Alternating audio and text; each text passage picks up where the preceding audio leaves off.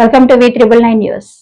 దేశంలోని 140 కోట్ల మందికి వర్తించే జీఎస్టీపై పెద్ద నిర్ణయం తీసుకున్నామని కేంద్ర ఆర్థిక మంత్రి నిర్మలా సీతారామన్ అన్నారు. జీఎస్టీ కౌన్సిల్ నిర్ణయాలు ఈ నెల 22 నుంచి అమల్లోకి వస్తాయని చెప్పారు. విశాఖపట్నంలోని మధురవాడలో జీఎస్టీ సంస్కరణలపై నిర్వహించిన సమావేశంలో నిర్మలా సీతారామన్ మాట్లాడారు. వారు సీఎంగా ఉన్నప్పటి నుంచి మహిళలు సెంటర్డ్ పాలసీ, తను ఏం చేసినా, ఏ పాలసీ చేసినా కూడా మహిళని కేంద్రంగా పెట్టి దాని చుట్టే పాలసీ చేసేవారు అనేది నాకు ఒక పార్టీ వర్కర్గా ఆ రోజుల్లో గుజరాత్ పార్టీ విషయంలో వెళ్ళి పాల్గొన్నప్పుడు తెలియవచ్చింది. అక్కడి నుంచి మొదలుపెట్టి ఒక 1 or 2 ఉదాహరణంతో తలుచుకున్నాను. పర్టికులర్లీ గర్ల్స్ ఎడ్యుకేషన్ మీద చాలా ఇంట్రెస్ట్ చూపించేవారు. గ్రామాల్లో అన్ని మంత్రులు, ఆల్ మినిస్టర్స్ని గ్రామాల్లో వెళ్ళమని, ఎప్పుడు స్కూల్ ఫస్ట్ డే ఉంటుంది చూడండి, ప్రతి సంవత్సరం వెకేషన్ తర్వాత న్యూ అకాడమిక్ ఇయర్ స్టార్ట్ అవుతున్న ఆ రోజు ఆల్ మినిస్టర్స్ గుజరాత్లో గ్రామాలకు వెళ్ళిపోతారు. అక్కడ శాలా ప్రవేశ్ ఉత్సవ్, శాలా అంటే పాఠశాల, ప్రవేశ్ ఉత్సవ్. ఆ రోజు ప్రతి గ్రామంలో స్కూల్కి వెళ్ళే పిల్లలతోటి మినిస్టర్స్ ఉండి, పర్టికులర్లీ ఆడపిల్లలు మొదటిసారి స్కూల్ వెళ్తున్నప్పుడు వాళ్ళని ఏనుగు మీద, ఒంటె మీద, లేకపోతే 4 చక్రాల బండిలో ఒక 10 పిల్లల్ని కూర్చోబెట్టి ఒక పెద్ద ఉత్సవం కింద all of them drums, music, షెహనాయి, నాదస్వరం అన్నితోటి పిల్లలు వెళ్తారు. గ్రామాల్లో ఉన్న పేరెంట్స్కి, అరే మన పిల్లలు స్కూల్ వెళ్ళేది గురించి గవర్నమెంట్ ఆఫ్ గుజరాత్ నుంచి మినిస్టర్ వచ్చేసారు, ఇంత ఫెస్టివ్ అట్మాస్ఫియర్లో మన పిల్లలు స్కూల్కి వెళ్తున్నారని చూసేవాడు. అన్ని స్టేట్స్లో పిల్లలు స్కూల్కి వెళ్తారు. We want higher enrollment. ఆ ఎన్రోల్మెంట్ కోసం గవర్నమెంట్లో మంచి స్కీమ్స్ అన్నీ ఉన్నా కూడా పర్సనలీ మినిస్టర్స్ వచ్చి అక్కడ నుంచొని ఈ ప్రొసెషన్ని చూడడం అనేది ప్రత్యేకం నరేంద్ర మోదీ గారు ఒక థాట్ ప్రాసెస్.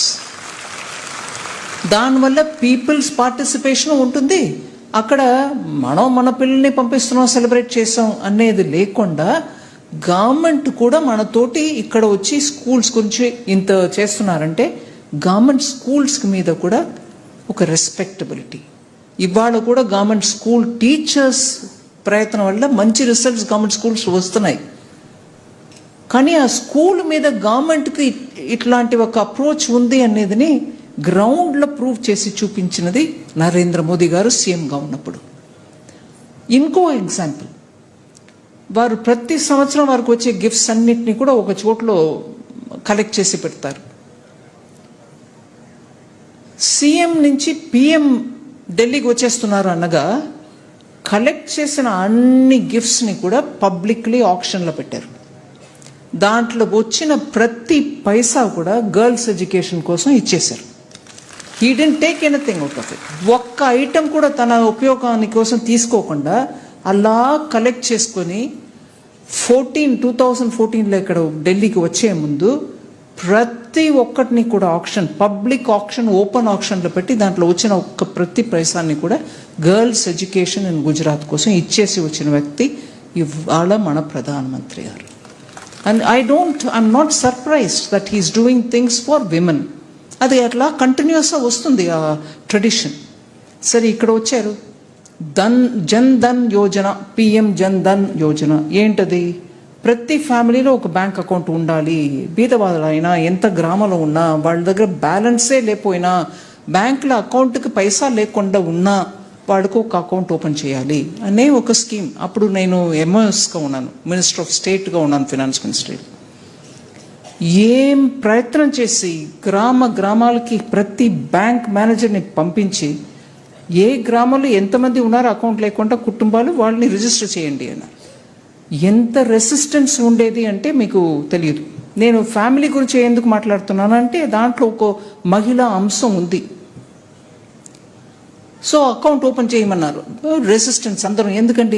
ఎందుకంటే బ్యాంక్లో అకౌంట్ ఉండి అది 0 బ్యాలెన్స్ అకౌంట్గా ఉంటే ఆ బ్యాంక్ అకౌంట్ని మెయింటైన్ చేయడానికి ఉన్న ఖర్చు బ్యాంక్ మీద పడుతుంది.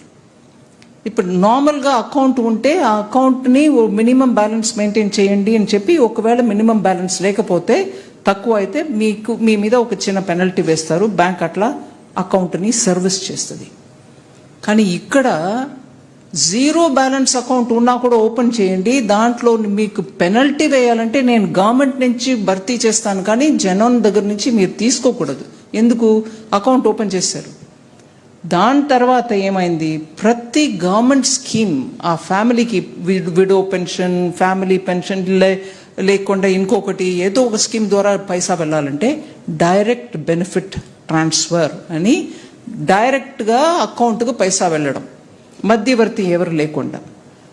సో కమిషన్ లేకుండా ఆ ఫ్యామిలీకి వెళ్ళి చేరుకుంటుంది అనే లార్జర్ ఇంట్రెస్ట్ ఉన్నా కూడా ఫైనలీ ఆ PM Jan Dhan account total data మీరు చూస్తే 50% మహిళల పేర్లో ఉన్న అకౌంట్లు అవి.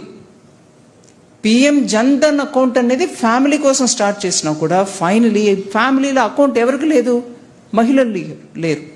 సో మహిళల పేరు మీద అకౌంట్ వచ్చి 50% ఆఫ్ అకౌంట్స్ అక్కడ వెళ్ళాయి, రైట్. దాని తర్వాత ఏమైంది, ఉజ్వల యోజన.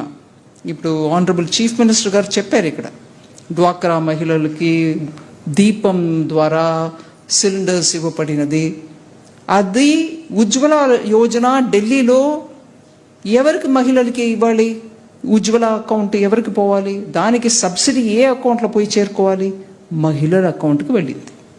మహిళలకు ఫ్రీ కనెక్షన్ ద్వారా ఉజ్వల అకౌంట్ 8 crore విమెన్ ఇవాళ ఫ్రీ సిలిండర్స్ అకౌంట్ ఓపెన్ చేసి దానికి పర్ సిలిండర్కి సబ్సిడీ ఇవాళ కూడా వాళ్ళ అకౌంట్కి పోతుంది. సో ఒక ప్రయత్నం స్టార్ట్ చేస్తే దాంట్లో మహిళా యాంగిల్ని మెల్లగా తీసుకొచ్చేస్తారు ప్రధానమంత్రి గారు. ఇది అయింది. Then startup